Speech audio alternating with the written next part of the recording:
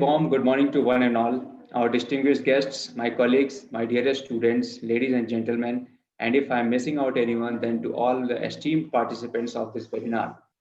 Ladies and gentlemen, my name is Dr. Sudhir Kumar Chaturvedi, faculty in the Department of Aerospace Engineering at University of Petroleum and Energy Studies, UPES Dehradun. UPES envisions itself as an institution of global standing which fosters the development of professionally competent talent and contributes to nation building. With such a vision in our mind, we had taken another leap in this journey where we had started a webinar series that gives us a chance to interact with and hear from the industries some of the most prominent and renowned personalities of all time. As a matter of fact, UPES has conducted several webinars on various themes and topics in last couple of months or so, and with an active participations. To add another feather to the hat, we have come up with another interesting session of the webinar today on the topic Rafale, an advanced multi-role combat aircraft. We at UPES Dehradun are delighted and honored to host today's webinar in the auspicious presence of Honorable Vice Chancellor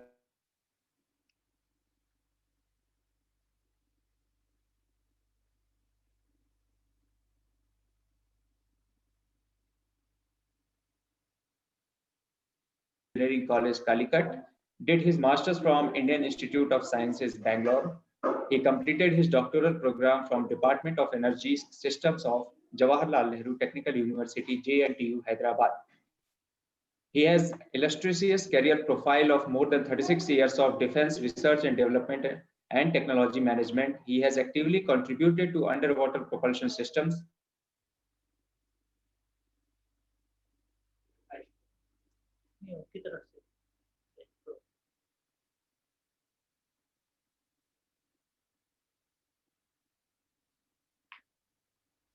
Research and Development in HR, Director General Armament and Combat Engineering, Director Gas Turbine Research Establishment, Director Vehicle Research and Development Establishment, and Project Director for Heavy and Lightweight Torpedo Propulsion projects in various locations across the country. Dr. Ram Narayanan received Scientist of the Year Award 2005 from the Honorable Prime Minister Dr. Manmohan Singh and Technological Leadership Award in year 2015 from Honorable Defense Minister of India. In addition, he had received a lot of awards and citations from various professional societies and academic institutions. He had director and India's nominees in International Society of Air Breathing Engines and nominee director in the board of Hindustan Aeronautics Limited. Dr. Ram Narayanan, also President, Chairman of the Society of Aerospace Quality and Reliability and Aeronautical Society of India, Bangalore. Dr. Ram Narayanan is a fellow of Indian National Academy of Engineers, fellow of Aeronautical Society of India, and fellow of Institution of Engineers. In addition, he is the senior life member of many more organizations. He has published many journal papers to his credits and has guided doctoral students and many postgraduate students in their research work. Dr. Ram Narayanan likes reading books on understanding human behavior and on the lateral thinking. Thank you, sir, for accepting our invitation. Thank you once again. And now over to you. Thank you. Yeah, thank you very much. Thank you, Dr. Sudhir Kumar Chaturvedi. That brings my turn to express my views and also share the thought process and knowledge what I gained over my journey of defense research over a period of about 36 years. Without much ado, let me go into the presentation part.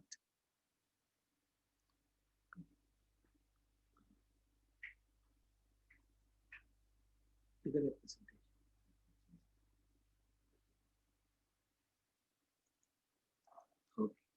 Come to the presentation.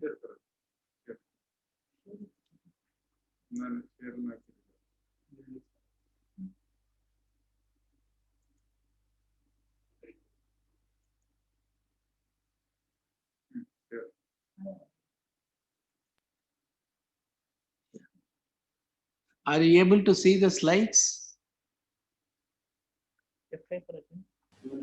Yes, sir, we can. Yeah. So I'll go ahead.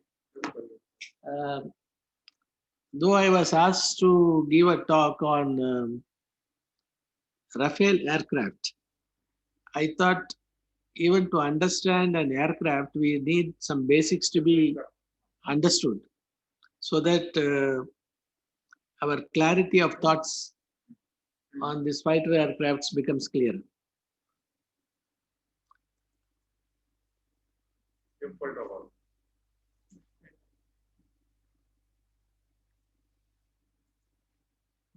Okay.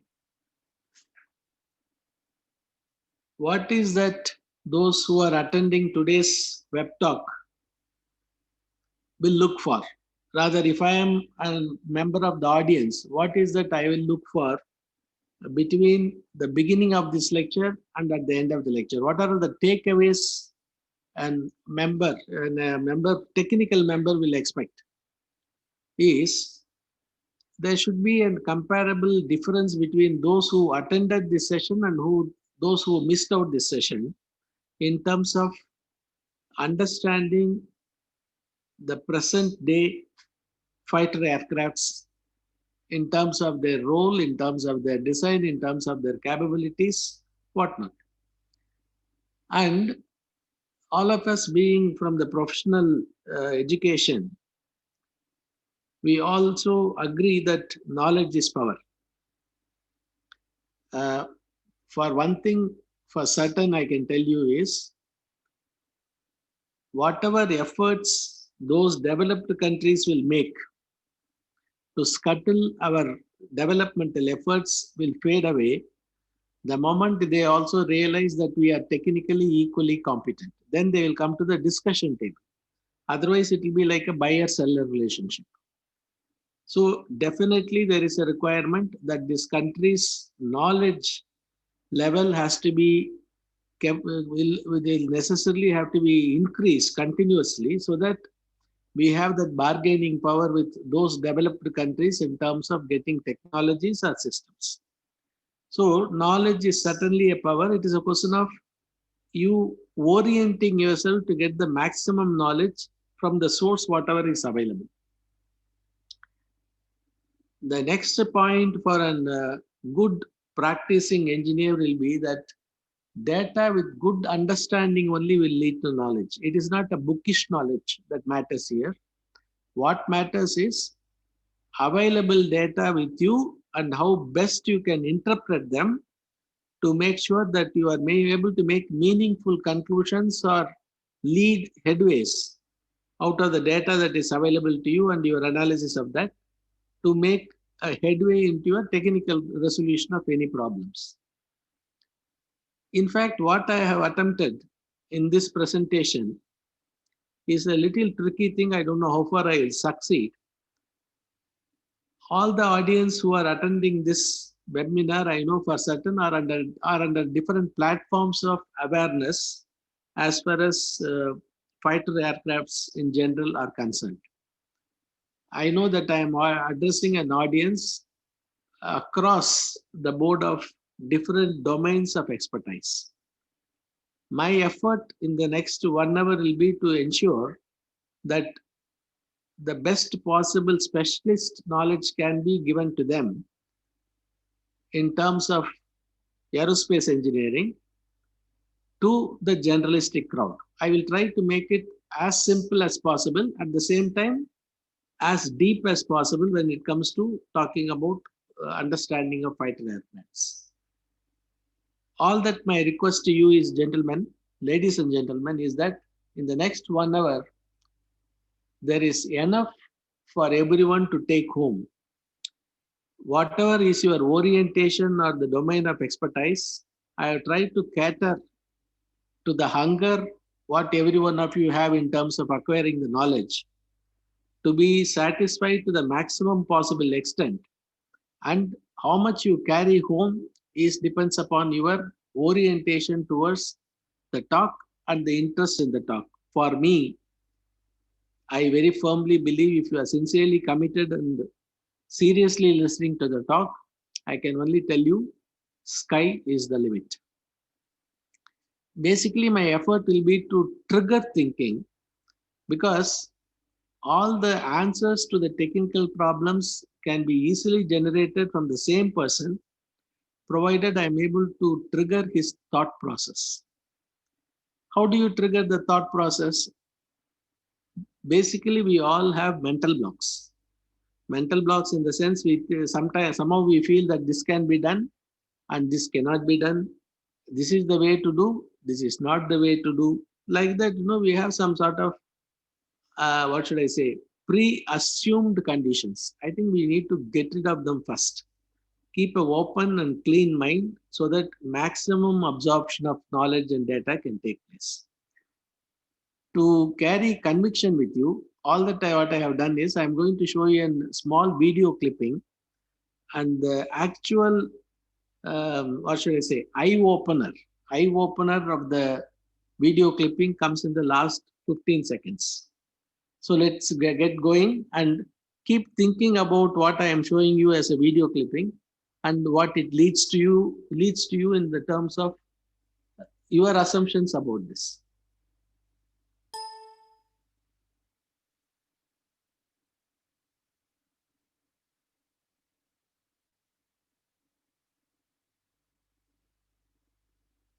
And since it's a video, it takes a little bit of time. But anyway, all that I'm going to show is Mars exploration rover from the launch to the mission accomplishment. SSC disconnect enable on. 35. Electronics go. Hydraulics go. EC pressurized vehicle locks tank. Pressurizing. SSC hydraulic pump control on. On. CLCDR. You can really enjoy flush on. from sitting at wherever you are Pressures go. to 10, be able to 9, see 8, a 7, Mars mission. 6, green board. But at the 5, end comes the 4, whole, like 3, O. Henry story. 2, 1. And liftoff of the Delta rocket.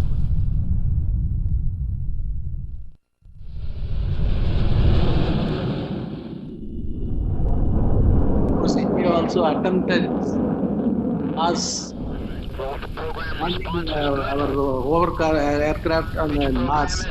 Last time, some problem we were not able to achieve it.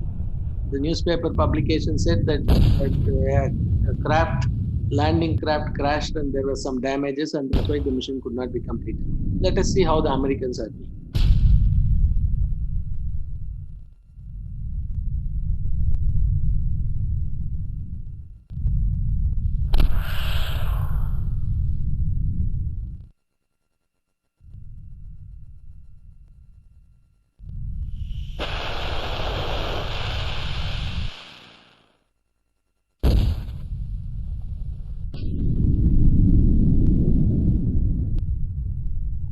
Any microsecond mistake in any of the control system actions will take this, craft to instead of to Mars to maybe to Saturn.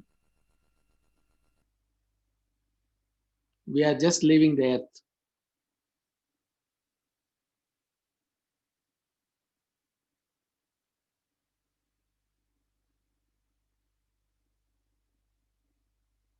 Normally it takes about 7 months, 6.5 to 7 months to reach Mars. There you see Mars. Now we are entering the atmosphere of Mars. The whole gets heated up, it starts burning actually. The temperatures are very high. Of course, our heat sinks are adequate enough. Now we are descending. Since we are descending as a free body, there will be a lot of dust will come down. So the parachute mechanism gets into place to retard that, so that we won't hit. After some time, the retarders will come, retarded rockets, to further reduce the speed. We are landing on Mars. Keep your eyes open, because what I am telling you and what you are seeing is totally different from the end. Our retarder rockets, the payload has been released and adequate nitrogen bubbles have been created so that the inside payload doesn't get affected. Depending upon the gravity at that point, it makes this type of bounces, settles down.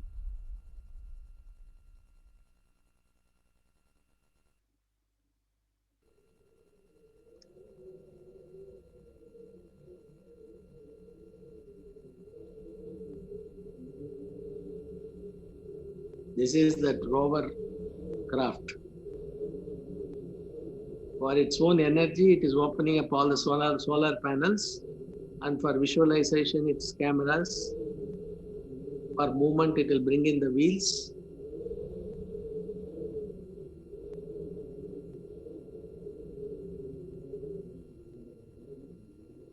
And in autonomous mode, it starts moving.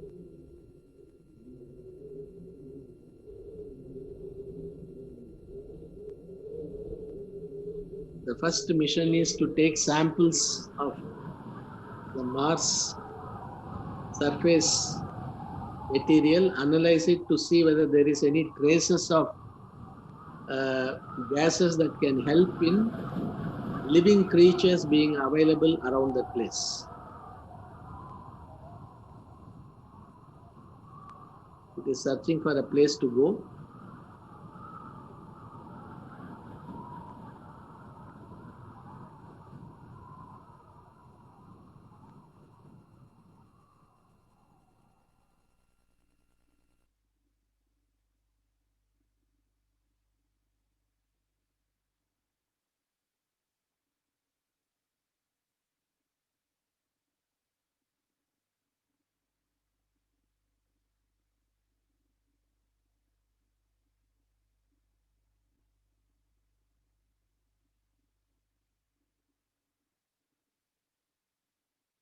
It's trying to do some obstacle avoidance.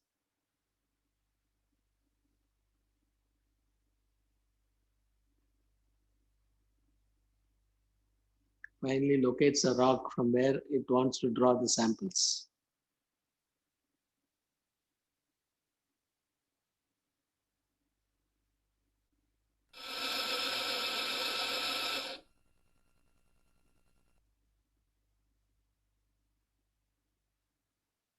It sends the sample photographs and also atomic structures of those things down to Earth for further analysis.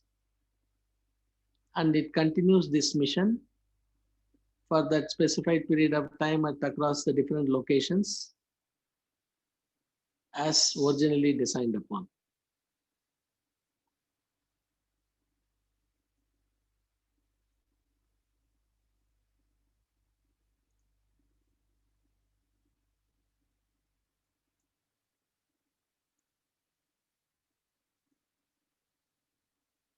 Now the beauty is this, the last few seconds. It was all animation done by MTech students of Cornell University and as well as from the Department of California Institute of Technology. You can appreciate the vision. Actually, these students to perceive at MTech postgraduate level, the students to perceive whatever be the guidance of NASA's engineers to plan the whole mission and make it look realistic in front of an audience, at the same time trying to bring in adequate data so that what are all the likely problems that this aircraft will face as it is moving, shows the vision and the focus of the team that made it possible.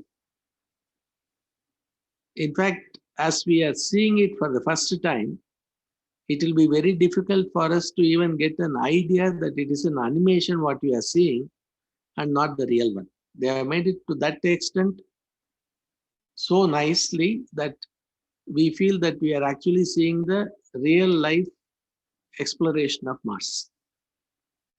This is what is the difference between open line of thinking and predefined line of thinking. The purpose of me showing this a few minute clip, I'm sure that most of you would have seen that, is don't get carried away by what you are seeing. What is important is your effort and energy to understand the science and engineering behind that, so that you can, for example, if you are keeping your eyes and ears open, you would have made out that this is an animation and not an actual thing, because we are able to see that moving of the rover from different locations which would not have been possible in an actual situation, because you can't erect cameras at different locations in Mars for tracking the path of this rovercraft. So like this, if you are able to keep your minds without any mindset, understanding engineering domains are much easier. This is only to open up your thinking. Let us come down to how an aircraft in a military domain is defined. Before we come to the Rafale, and in fact, further after Rafale, I'm going to take you a little deeper into one particular domain for you to appreciate. But even before coming to that, let us make our foundation stronger. The classification of aircrafts, basically in the military domain, are under these major headings. It depends upon the role. Role, it means it can be a bomber aircraft. You must have heard about B-2 bomber of USA. What is their mission? They have long range missions to carry their bombs and drop at a designated place. Designated place, not necessarily it has to go to that place. Maybe a few hundred kilometers away from the place, they will go and drop. So that is, they are all bombers, one class of aircrafts. Second class of aircrafts is, based on the role, can be a fighter aircraft. In fighter aircrafts itself, there are so many variations. We will come to that subsequently. Then you have transport aircrafts. So many varieties we can keep railing out. In that itself, technically, if you see, this can be grouped into fixed wing aircrafts and rotary wing aircrafts. Fixed wing aircrafts is those things which you see normally where the wings don't move or rotate. Helicopters are called rotary wing aircrafts because their wings, which generate the lift in a normal aircraft, is by the propeller. Propeller gives the lift for that fellow to get up and also to move forward. And that is why they are called as rotary wing aircrafts. Transport aircrafts, I told you just now, there are, even in transport aircraft, there are so many varieties. Transport of soldiers, transport of VIPs, transport of even your main battle tanks can be carried. Like that, different types of transport loads in a military domain, they all come under transport aircrafts. Most importantly, weight class. In a fighter aircraft, first thing you should know is weight class of the aircraft. Our light combat aircraft of India, Tejas, comes under light combat aircraft category. What is light combat aircraft category? Anything below 10 tons, approximately less than 10 tons is called lightweight category. Between 10 tons and 20 tons is called medium weight category. Above 20 tons, maybe up to 31, 32 tons as of today, they are called heavyweight category. So, depending upon the tonnage of the aircraft, tonnage includes also their payload. Tonnage of the aircraft, they are grouped into three categories. Lightweight, LCA, MiG-21s and all that. Medium weight and heavyweight. Heavyweight like our Rafale or Su-30, all of them come under heavyweight category. So depending, and based upon that only the missions are also defined. If you want a lightweight aircraft to go 2,000, 3,000 kilometers without aerial refueling, it will be very difficult. So depending upon that, and also the power available, most of the lightweight aircrafts will have only single engine, and whereas any heavyweight aircraft will have two engines. So that will give the additional thrust, of course, additional fuel consumption. So all this brings in the various options that are available to you to define the aircraft in terms of weight class. Altogether, a new class is called naval aviation. In fact, the best pilots in the world are pilots who fly aircrafts on board an aircraft carrier. I happened to get an opportunity to fly one of the trainer aircraft. In fact, what I saw from the aircraft to the aircraft carrier, our aircraft carrier, our aircraft carrier was really looking like a matchbox. I asked the pilot, are we going to land in this matchbox? He said, yes, we have to land in the matchbox only.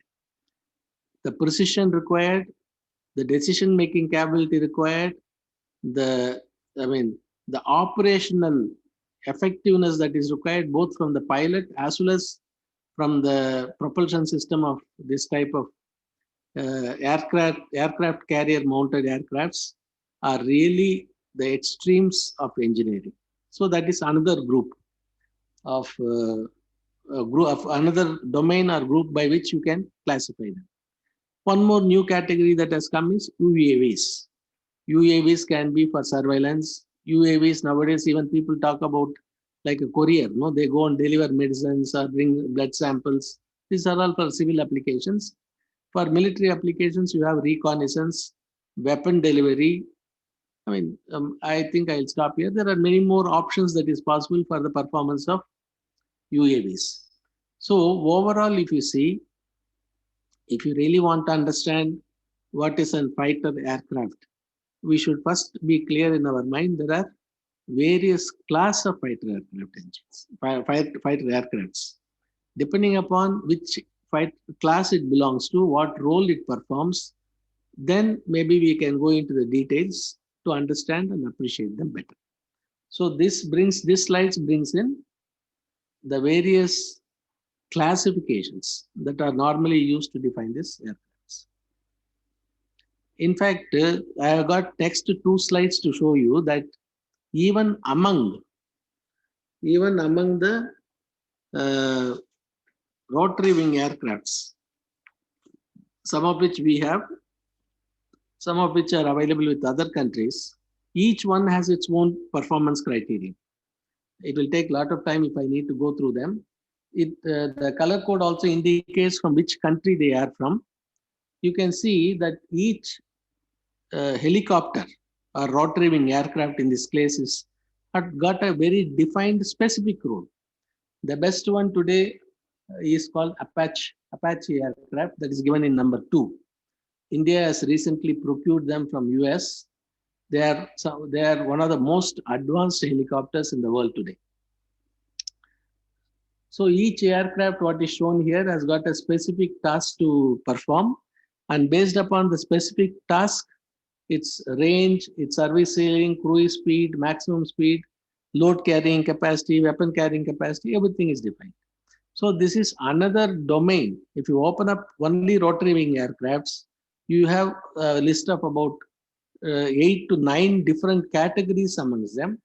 Some of the most famous helicopters I have shown here. In addition, we should also take some credit. India, we have Dur aircraft. Then we have Chetak, Cheetah. Some of them are original versions of Russians, but subsequently modified to suit our needs. Then we have Rudra aircraft, weapon delivery aircraft. Like that, helicopters that are made in India for specific roles may not be totally out of the complete design by us, but from a point we took off and subsequently generated all these designs and manufactured them. They are in live service. Okay. Slowly we need to start focusing on fighter aircrafts. Having gone through the different roles and classifications of flying machines, we will come to now specifically to fighter aircrafts. Fighter aircrafts, in fact, first thing we should know about fighter aircrafts is that they are also having generations. And each generation is defined based upon the technology that is available in that generation, so that we will know how to say this particular aircraft belongs to which generation. The first generation aircraft were produced between middle of 1940s and 1950s. In fact, those days itself, this MiG company, the Russian company, and also the Americans, F-series was existing. Basically, these aircrafts of first generation did not have radars for self-defense. And also they had the machine guns and cannons. unguided bombs, and they were not supersonic. Their flight path itself, mission is only subsonic. Any aircraft having this type of characteristics, of course, nowadays we don't have such aircraft, were called as first generation aircraft. Proven missions, flying missions, but with these limitations, they were called as first generation aircraft. Similarly, I think I need to go a little faster. Second generation, third generation, each one will have a defined technology upgrade. In fact, in the bottom, if you see, I've written here, a generational shift in fighter aircraft occurs when a technological innovation cannot be incorporated into an existing aircraft through an upgradation or retrofit. For example, the first generation aircraft and even I think the second generation aircraft, only first generation aircraft, they didn't have supersonic speed capability and they didn't have a thrust vector nozzle. Thrust vector nozzle is required in case if you have to go for supersonic speeds. You cannot attach to the first generation aircraft a thrust vector nozzle and make it into a second generation aircraft because this will amount to total redesign of the aircraft engine. So the attachment of a thrust vector nozzle or a new design concept in the propulsion system came up, and they're called as second generation aircraft. Like that, if you go each generation in terms of either avionics, structures, stealth, or propulsion, had a quantum technological jump, because of which their generations got upgraded. Where are we today? In fact, what LCA that which you have realized in this country belongs to the 4.5 generation. It is neither 4 nor 5. It is in between 4.5. In fact, Rafale is also a 4.5 generation aircraft. It is not a 5th generation aircraft. Let us then see what is the difference between the 5th generation aircraft and the 4.5 generation aircraft. In fact, you must have heard about F-18 Super Hornet aircrafts of that order. I think even Gripen and all comes under 4.5 generation. The basically their surveillance, that is active electronically surveillance, AESA it is called, that was incorporated in the 4th generation aircraft, newly built, which gave a lot of self-protective activity and also to detect the enemies. This quantum jump was neither a total generational jump nor a jump which can be ignored. So that is why they created an in-between definition called 4.5 generation. Whereas if you talk about 5th generation, in fact, Raptor, F-22 Raptor, which is supposed to be the most modern aircraft, as of maybe today or 5 years back, which was introduced in 2005. And also, in fact, India and Russia together fully developed a 5th generation aircraft based on Sukhoi model. Of course, it has not gone into production because the financial parts also is to be met. Since I think it didn't meet, it stopped at the prototype level. These aircrafts are aircrafts which are stealthy in nature. Stealthy means what? If you see any fighter aircraft up to 4th generation or even 4.5 generation, all their weapons are mounted. Most of the weapons are mounted externally. You can, if you see the belly of the aircraft, you can see what are all the missiles it is carrying, what are all the bombs it is carrying. I mean, so practically the payload carried by the aircraft to the maximum extent will be known if you see the belly of the aircraft, which is practically disclosing its weaponry and weapon power. In the case of a 5th generation aircraft, most of the weapons are stored inside the bay. You just cannot see what it is carrying. As and when some missile is to be fired or a bomb is to be dropped, that particular bay will open and that particular payload will get detached or launched.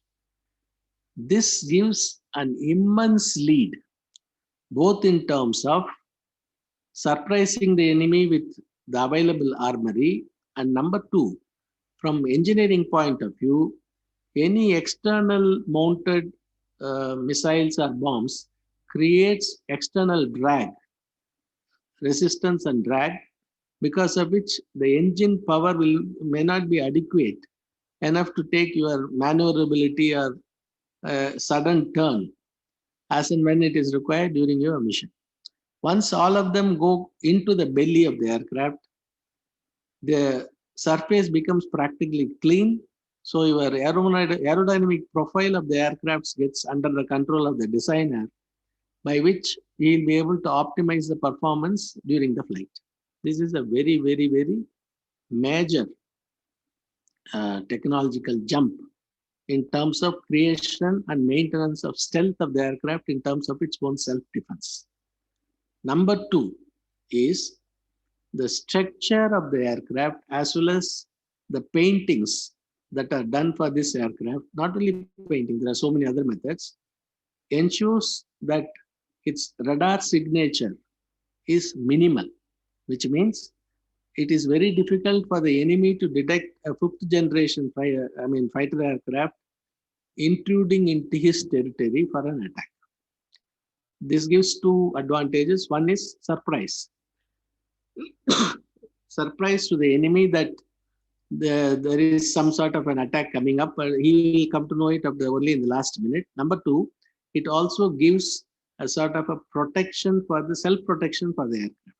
Basically, it is achieved both by structural design of the aircraft and as well as the paddings or paintings or absorption of radar radiations at different locations in the aircraft. In addition to this, another way by which these aircrafts are detected is by their heat signature, because the exhaust from the engine leaves a very distinct mark in terms of higher temperature gases that are coming, which is a telltale sign for a fighter aircraft, that too when the afterburner is on. That also has been very effectively managed in the fifth generation aircraft design. What they call it is a serpentine design. Both the inlet and the outlet of the aircraft engine is practically sunk into the aircraft itself. So it is very difficult for an enemy to find out based upon the temperature profile of the engine that an aircraft is approaching it. This is the very important technological generation improvement when it comes to the fifth generation aircraft. The last but not the least in terms of fifth generation aircraft is called super cruise. Super cruise means what? Actually, when the aircraft goes for a bombing mission or interception mission, if it happens to enter into the territory of the enemy, and normally when they want to return after the completion of the mission, they will switch on the afterburner so that they can leave the enemy territory very quickly and come out. But the moment you switch on the afterburner, the identification of the aircraft becomes so easy for the enemy that you become more susceptible because of the higher temperature of gases that gets exhausted. In case of a fifth generation aircraft with super cruise capability, super cruise means what? More than sonic speed, supersonic speed, it is called supersonic speed, without switching on the afterburner. Very, very important. Those of you who are in aerospace engineering, I'm sure you will appreciate that till 4.5 generation, the supersonic speed was achieved only by switching on the afterburner. But in the fifth generation aircraft, you will be able to just clear that sonic range and little more than that simply with the main control of the power plant than by switching on the afterburner. So these three are very, very major technological jumps, and this leads to the development of fifth generation aircraft. The proven best currently available, as I told you, is F-22 Raptor of US. Russians also have an MiG-35, which they claim is in the fifth generation. Chinese, of course, they keep claiming for the last 20 years they have. And in India, we are not lagging behind. Most of you would have heard that there is a program called AMCA, AMCA program, which is the program that will lead to the development of a 5th generation aircraft. We are working on that. Maybe it's a question of time when this AMCA aircraft starts flying. In this case, we'll be taking lesser time than LCA because development of an aircraft for the first time takes that much effort, money, and time, invariably in every country. Since that we also have joined the club of development of fighter aircrafts, the second aircraft that is going to come out of Indian DRDO called AMCA, 5th generation fighter aircraft, will be much faster, will be much superior to most of the aircrafts in this world. So this is how the aircraft's evolution takes place, and also I try to bring out with reference to the evolution where India stands. Yeah, now we are trying to converge slowly because we need to come to Rafale and also its technologies. All this generation difference aircrafts, what we just now talking about, what are all the systems or subsystems that brings in this type of technology jump, or what should I say, technology gap, to be called as next generation aircrafts? They are all into this. One is avionics, one is aerostructure, one is propulsion, sensors, weapons, and stealth. This mostly covers all the main systems of an fighter aircraft, and any major improvement in any one of these subsystems or systems can make the aircraft jump from one generation to the next generation. The reason as to why I am showing this slide is, among these 6 major subsystems, I'm going to pick one subsystem and go further in depth to see how this generation improvement takes place, and with reference to that, where are we in India? So majority, if you see, there are about 6 major subsystems that results in the aircraft's technological improvement, and in terms of that, performance also. Now, as I told you, one case study is about the engine. In fact, 3rd generation aircrafts, if you see, the parameters that are given there, if you see the fan, I mean, it's little technical. I am sure that the aerospace people will be able to appreciate better. For others, you can see the numbers. In the 3rd generation, it was 2.5. In the 4th generation, it was 4. In the 5th generation, it was 4.5. In fact, already people are talking about 6th generation where it is 5.5, which means this one parameter called fan ratio keeps on increasing, making it technologically more and more complex, but at the same time improving the performance of the aircraft. That is one reason of change of generations from 1st generation till today, the 5th generation, the futuristic being 6th generation. If you see the x-axis, the turbine entry temperature, in the 3rd generation, it was somewhere around 1400 of that order. And in the 5th or 6th generation, if you see, it comes to about 2400. Nearly 1000 degrees jump. It is unimaginable, I'm telling you, because none of the metals per se by themselves can withstand all these temperatures because they will simply melt away. Then it is the aerospace engineer who makes that metal to work in a temperature where they would have got liquefied to perform efficiently to keep delivering the higher thrust levels that are required. That is the challenge. In fact, that is a very, very major challenge. And from the 3rd generation, again, if you see, from a convergent divergent nozzle, we have gone into a 3D nozzle. In fact, 3D nozzle means what? Our fixed wing aircraft can simply turn the engine up and just create a vertical thrust, and an aircraft can take off like a helicopter. So all those things are there. So like that, if you see between each generation, the parameters that are defined, you can appreciate that they keep on increasing, because of which the performance and the complexity, of course, both keep increasing. This is only an example to show, particularly in terms of propulsion system, how the various generation or how the various parameters of the engine influences the performance in terms of generation. Now, how do you choose one aircraft? If you want, like for example, now for our Indian Air Force or the government of India have chosen Rafale aircraft for a multi-role combat situation. How do normally an aircraft is selected? We always tend to get easily, what should I say, not misled. We feel comfortable if somebody says, I'll give you an aircraft for, say, example, $1 billion. All right. If without going into the details, you start signing the agreement, you will realize later the following.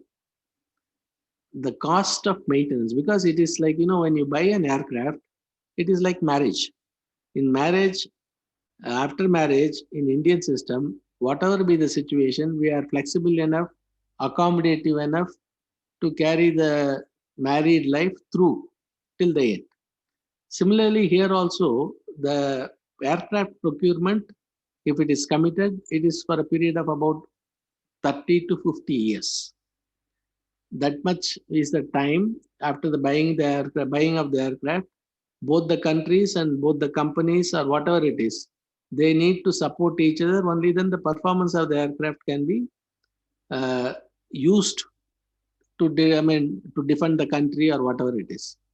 The reason being, unlike our normal, commercially available things. In fact, commercial aircraft also is like this only. But what is available on ground? If you see, you buy something, it runs for say maybe 3 years, 4 years, then you throw it off, buy another one. That is not possible in case of an aircraft because the cost of procurement of individual aircraft is very, very high. Number two, even if you want the aircraft to perform throughout its life with the same, same effectiveness, there are essential maintenance that you need to do to keep the engine, keep the aircraft flying as if it was bought yesterday.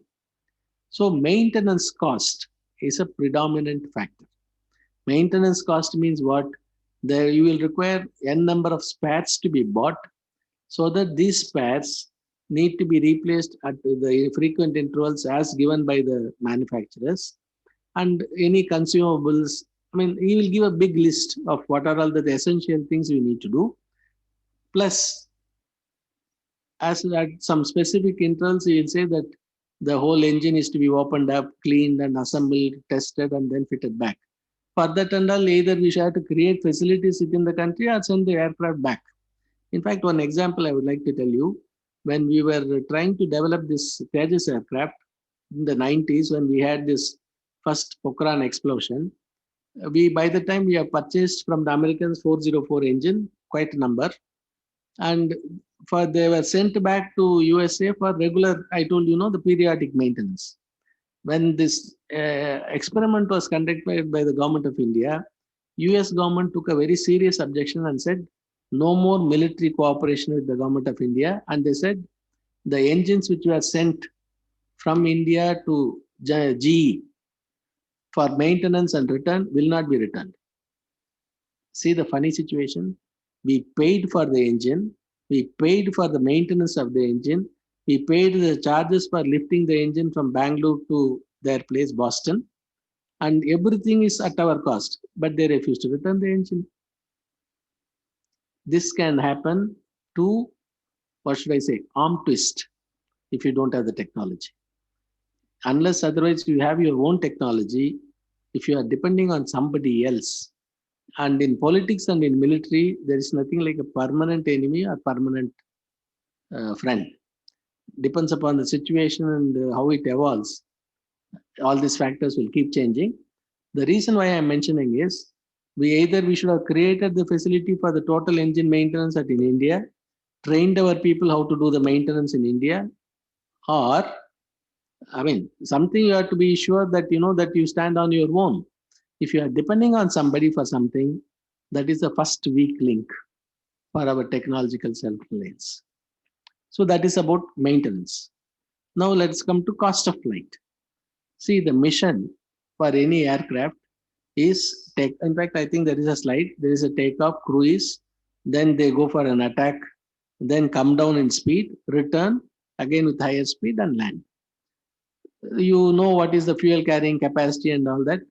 Now the question is, if somebody gives the aircraft at half the price, and if your mission cost is going to be very high, then over a period of time, whatever money you saved in the beginning by buying it at a lesser cost will make it or trade off against the flight mission cost. So one should be very clear what is the percentage of outright purchase, outright maintenance, outright flight, and ultimately all this is for delivering weapons, the payloads. What is going to be the cost of the payload? The reason as to why I told this example is, we all know that Boeing 747, that big aircraft, no civilian commercial aircraft with 4 engines. Similarly, the Russians also had their Ilyushin, IL 76, 72 and all that. Big aircrafts, which are with either with 2 engines or 4 engines. Due to whatever be the reasons, they were available at a very throwaway price practically. But the engines are fuel guzzlers that you will actually become, what should I say, negative by paying the flight mission cost. So initially the price may not be there. It is like, somebody gives you a printer or a copier telling you take it free, only keep buying my, what is that called? That printing material, printing tubes. All the costs which he would have otherwise charged in the beginning, he charges you over a period of time with interest. So it is like that you have to take a decision depending upon your finance economy, whether you want initially pay money and in future keep maintaining your cost within the permitted level or the other way. So to take a decision on costing of an aircraft itself is a big exercise. Our people, half the people don't understand and they keep throwing mud at each other, telling, no, when during this is the period, this is the cost, my period, that was the cost, and all that thing goes on. All the people who talk, half of them are not even aware how to estimate the cost. So it is not that simple. You have to go into the life cycle time cost. The whole life cycle of the aircraft, what are all the expenditure you are going to incur, divided by the number of years, somewhere indicates what is the cost of the aircraft. Okay, we have talked about technicalities. How about the people behind it? The most important person is the pilot, the fighter pilot, who actually risks his life every time when he flies because of the training and experience and knowledge he has got. Is the most important person in a mission. Next comes the flight test engineer. Flight test engineer is a person who keeps on checking the aircraft for its performance and safety and ensures that things are okay and the flight is eligible to fly. Similarly, you have flight clearance queue at the ground and flight controller. In fact, this is something which most of you may not be aware, which I would like to introduce to you now, is one team called flight controller. You must have all heard about this Balkot mission, and that we were able to shoot down F-16 and all that. It is all not only because of the pilot, but that one lady flight controller who was in the border, who was guiding our pilot to a position that he is behind the F-16 so that he'll be able to shoot down the F-16 with ease. She was guiding. Actually, flight controller radar, if you see, it will show the whole entire sky, maybe for about 200 kilometers by 200 kilometers, identifying the enemy aircrafts and identifying our aircrafts. And in case of an engagement, she guides our aircraft to the enemy aircraft in the shortest possible method, tries to give him the most advantageous position in case of a dogfight, ensures that he is not hurt and he is able to come back without much damage. The Chanakya of the engagement is the flight controller. So the role of a flight controller in an engagement is very, very, very important. In addition to the pilot, the fighter pilot, the fighter controller who sits on the ground is equally important in case of an engagement. Next comes the weapon crew who fits the weapons onto the aircraft. And last but not the least is the ground crew. Because everybody in ground who is assigned to an aircraft platoon or each of them have got a very defined job to do.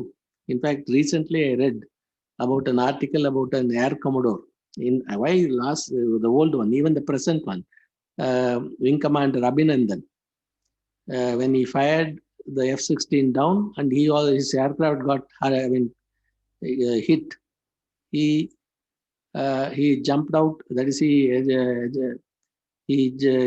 opened the parachute and came out of the aircraft safely and landed.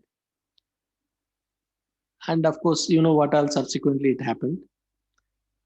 Imagine in the ground crew, there is one person whose job is parachute folding job.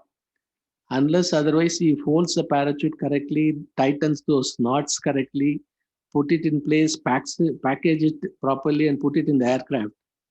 In case of a crisis, when the pilot presses the eject button, I mean, anything can go wrong. In fact, if today our fighter, the brave fighter pilot is alive, the credit goes to him, of course. But in addition to that, the ground crew who made it possible, and especially the person who took care of his parachute. So it is very much of a teamwork. Not only having the best aircraft will work, it is also important that as a team, we succeed, where each individual forgets his own identity, but helps the team to achieve the task. Here, for that purpose, I got a small video clipping. I'll try to show you at least a little faster than what I planned.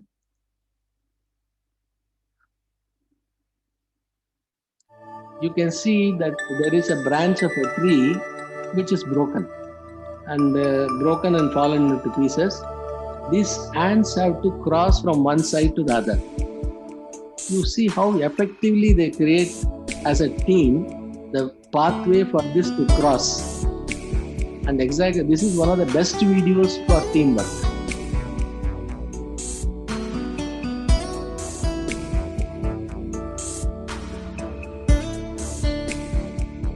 What is not there has been created by the team.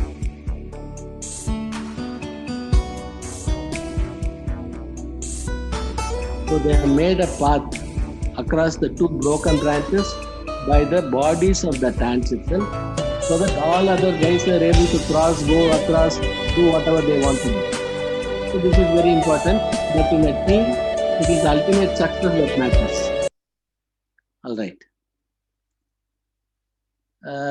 Some of the Indian Air Force assets which are available in public domain are this. We have, in terms of combat aircraft, MiG-21, Jaguar, MiG-29, Mirage 2000, some of them are getting phased out, Su-30, Tejas and Rafale, recent addition. We have AWACS, Indian AWACS, as well as Israeli AWACS. We have reconnaissance aircrafts both from for naval aviation as well as for Air Force, electronic warfare, aerial refueling aircraft, transport aircrafts, helicopters, trainer aircrafts, and UAVs. The complete, what should I say, the domain of what an Air Force will like to have is available with our Indian Air Force. The latest acquisition being Rafale. Let's spend a few minutes on what is Rafale, because I cannot share more than what is available in the public domain in an open speech like this. So I'll share with you whatever is available in the public domain and as well as what is released by Indian Air Force. The range is mentioned as 3,700 kilometers, which means 3,700 divided by 2, somewhere around 1,850 approximately, is the radius in which these aircrafts can go, attack and come back without aerial refueling. And some of the characteristics are given. It is immune to radar jamming, can climb up to 50,000 feet. In fact, commercial aircrafts, that is the Indian Airlines or Indigo, whichever is aircraft, airlines operating different commercial aircrafts are permitted to go normally between 30,000 to 35,000 feet, not more than 35 or maybe 36, service ceiling. And whereas these fellows can fly up to 50,000. All right. It also shows what are all the parameters or specifications, what it has got. And when India bought this Rafale aircraft, the Indians specifically wanted certain improvements to be made in this aircraft to suit our needs, which have been done. In fact, what is again published only, I will try to mention. These are all the parameters as published about the Indian aircraft of Rafale. And another slide is here on that. And it gives a little more on Indian specific enhancement of the Rafale. That is, it talks about infrared search and tracking system, 10-hour flight data recording, low band jammers, radar warning receivers, Israeli helmet mounted displays. In fact, helmet mounted displays are the latest technology in terms of avionics, which are available in this aircraft. As you are glancing through this slide, it's a published literature available. I want to ask you one small question for your thinking. Do you think in the present day situation, the chances, what are all the chances that two countries will go in for a full-fledged war? Full-fledged war like we had in 1971 or 65 or whatever it is. What do you think are the possibilities? In my opinion, it is most unlikely, because today our technological strength and military strength, economic strength, everything is gone much, much higher than what we were about maybe 20, 30 years back. Today, if somebody can challenge us with their military might, we are in a position to give them sufficient damage which will pain them. Gone are those days of one country winning over another country. That option doesn't exist. When that option doesn't exist, each country today can effectively create a really a painful situation for the other country without achieving the ultimate success of having the victory. Like that, if you see the whole scenario, the chances that we will have a full-fledged war, in my opinion, is, in my personal opinion, is unlikely, because at least India, China, or Pakistan, where our area of interest lies, all of them are nuclear armed. So the chances that the two nuclear armed states will go for a full-fledged war, I mean, I'm not telling it mathematically, it is very much possible, but that will be the end of the game. So since the end results are known, it is the governments of each country and the bureaucracy and others who are involved in decision making will think a lot before going in for a full-fledged war. And even in such a situation, India is very well braced up. We have a triad, nuclear triad. We have nuclear weapons on ground.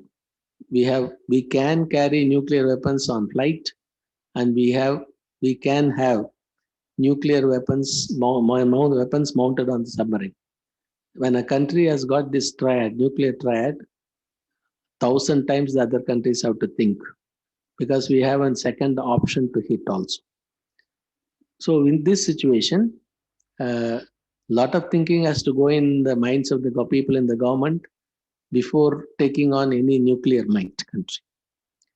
Having said that, because the reason is people get very much excited telling that Rafale can carry nuclear weapons.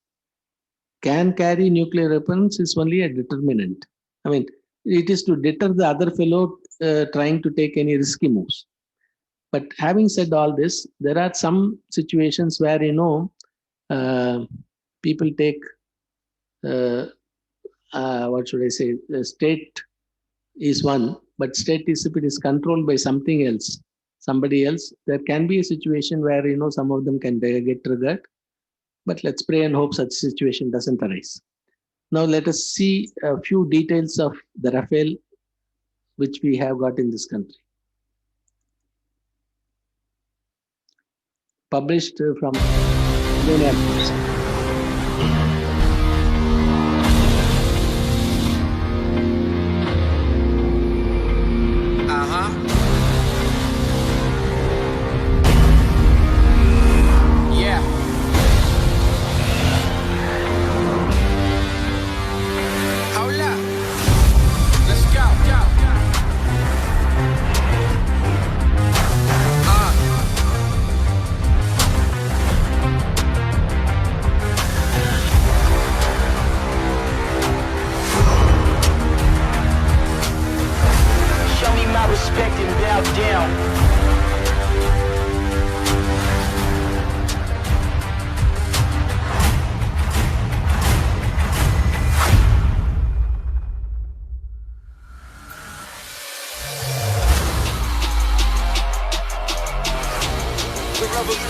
not be televised.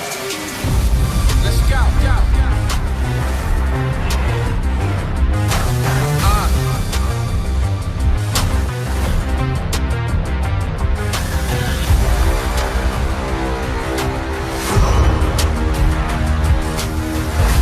Show me my respect and bow down.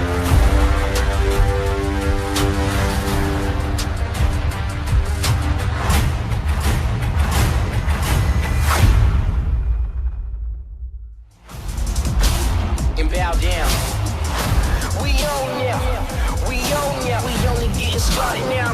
Cause we own now. Everybody think they know me now. Cause we own now. You and I'm a homie now. Cause we own now.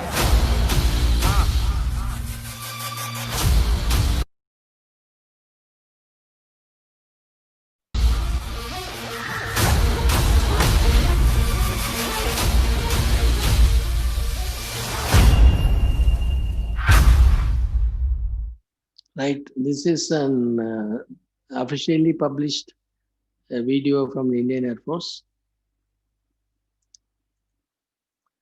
I think I prepared, in fact, we are now somewhere in the 18th, 19th slide. We have 62 slides, which means I think it is practically difficult. Let me skip all this.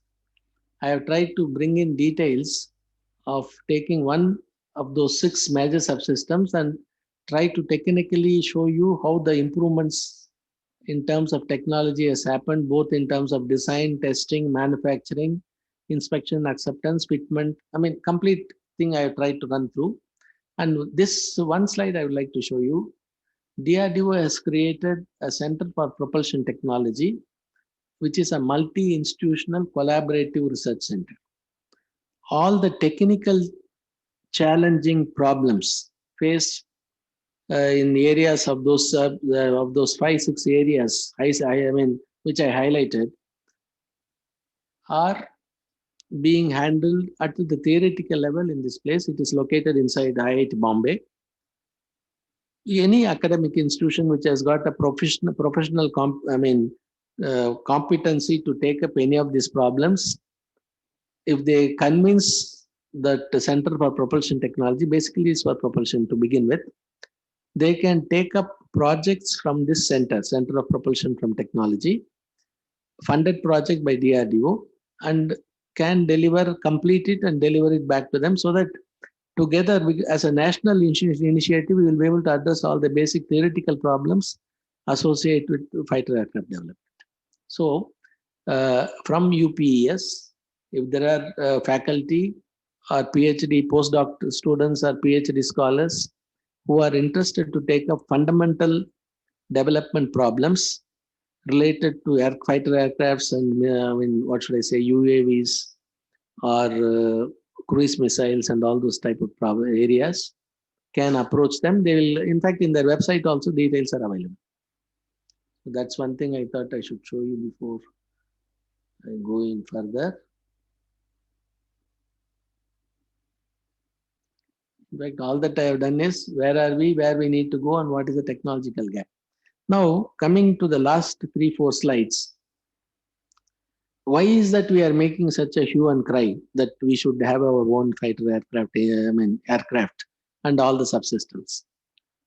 In the last year, 2018, a presentation was made by DRDO to the government that the projects in pipeline for manufacturing of engines, only engines, not the aircraft, for different requirements of India, in terms of numbers, the cost, those days cost, 2018 cost, were all given to show the government, to motivate that we are going to spend anywhere around 240,000 crores as per the 2018 estimate.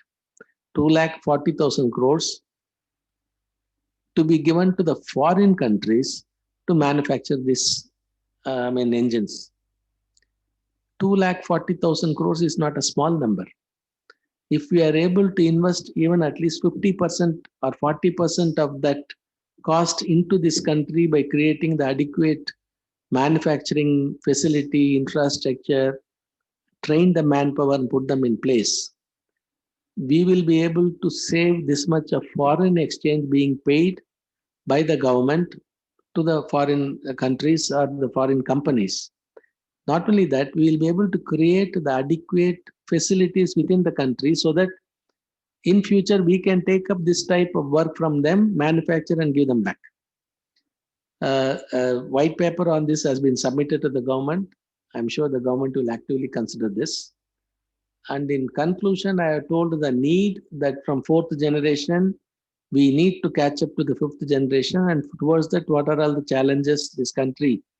Unless aircraft development is taken up at a national level, the chances that we will be able to succeed is that itself is a challenge. So we need to take up creation of test facilities, creation of human resources. In fact, China has got 75 aerospace universities. Simply universities focusing on aerospace engineering, and some 55,000 graduate and undergraduate students. And as against that, if you see, somewhere I mentioned, we have got about 500 engineers who can be called as people with knowledge of design and development, and maybe about 3,000 people who are working on manufacturing of aircrafts. This number is too much inadequate if you have to think big. So to that extent, the responsibility of the educational institutes to produce qualified human resource manpower is also important. Both need to go in hand. We have to create adequate manpower for meeting the requirements, and at the same time, government should open up industrial opportunities for these people to join and work there to contribute to the nation. And that's it. Thank you very much for your time. I have exceeded actually. My apologies for exceeding by 15 minutes. Thank you, sir. Thank you very much. Thank you, sir, for your very nice talk on the topic. We will take some of the question and answer from the audience. So there is one question. We are waiting for a news of 83 MRCA deal considering. I didn't hear correctly. Can you please repeat?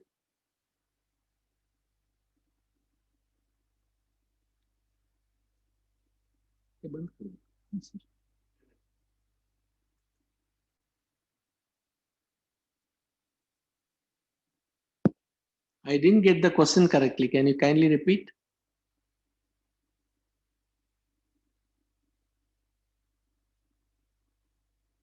You see here for question and answer chat. दोनों open करो.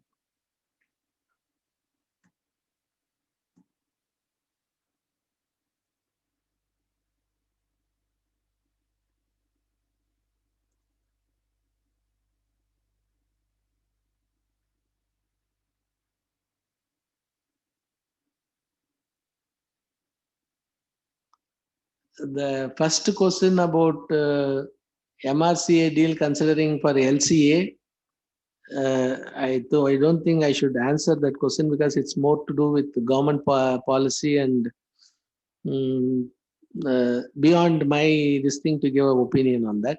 I will leave it at that. As the speed of AMCA, we are anticipating it to be 2.1 to 2.2 Mach. Sir, there is one more question. How can we develop the 6th G devices in AMCA2 in India?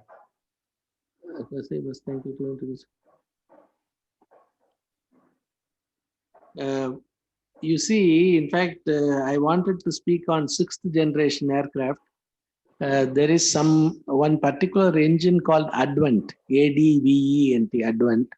In fact, when I happened to go to GE in Boston, they made sure that I don't even understand or don't see any slides or, anything to do with Advent. They closed everything with a cloth. But from what is available in the published literature, the biggest advantage of the 6th generation aircraft is that its performance will be uniform irrespective of its height. See, any propulsion plant or anything, you need to optimize for a particular specification. At that particular point, the performance will be the best. In other design points, the performance will be relatively low or the fuel consumption could be higher, whatever it is. Advent engine is one which by itself adjusts its flow rates, its angle of turbine blade, angle of entry of the gases and other things in such a way that irrespective of the height, its performance will be at the optimum level. It's a very, very, very fantastic concept. I believe that they are able to achieve it at the laboratory level. As and when that gets matured enough for fitment into an aircraft, maybe the 6th generation aircraft will come up in skies. AMCA, as of today, is visualized only as the 5th generation aircraft. There also, a lot of discussion is going on to go in both options of getting an engine imported for initial trial phase and maybe subsequently have our own engine. The candidates are GE414 as of now. There are other people also in competition from France, Germany and all that. So I think that is it. Sir, like Rafale is 4.5G aircraft. What is the meaning of multi-combat? If in general, Multi-role, it's called multi-role combat. yes. Multi-role combat means at any given time, the radar on board the aircraft can easily detect anywhere between 60 to 70 targets. 60 to 70, or even sometimes they say even 80 targets it can identify. The question is, he has to pick up which is the most valuable target, because if there is an for example, air tanker is flying, which is going to refuel another fighter aircraft. If I am able to shoot down that tanker, it will make at least 5-6 fighter jets endurance to go down, because they'll have to return to the base. As against taking on one fighter aircraft, where both may be equally competent and equally, having same firepower. So that becomes a challenging target. Similarly, in fact, even if in naval warfare, if you see, if there is an aircraft carrier group identified, that will be a precious target for them. So multi-role combat means this fellow can take on different types of aircrafts in space and also can engage multiple targets at the same time. To my understanding, yes.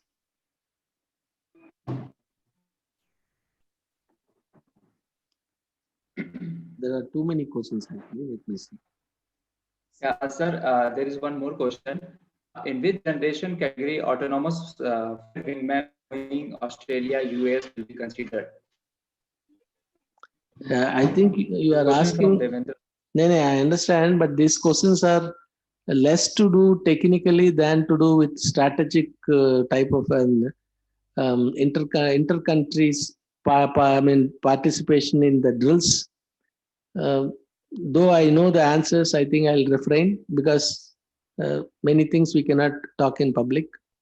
So it is, you know why this 3 countries or 4 countries, including Japan, have come forward to join hands. I think with that I leave.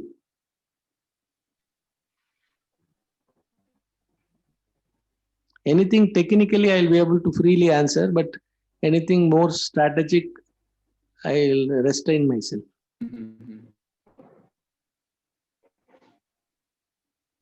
Okay, I think we are running out of time.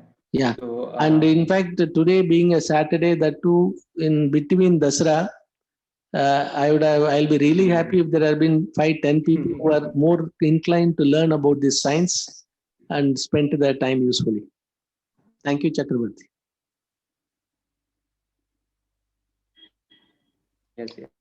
Finally, I would like to, on behalf of UPES Dehradun and the entire support staff and our esteemed attendees and the webinar, would like to take this opportunity to place on record our hearty thanks to Dr. C. Ramanarayanan, busy schedule, to enlighten us today. It's always been our pleasure to have you with us, sir, and we look forward to seeing you in the upcoming events. Also, after the COVID, the participants. Thank you so much.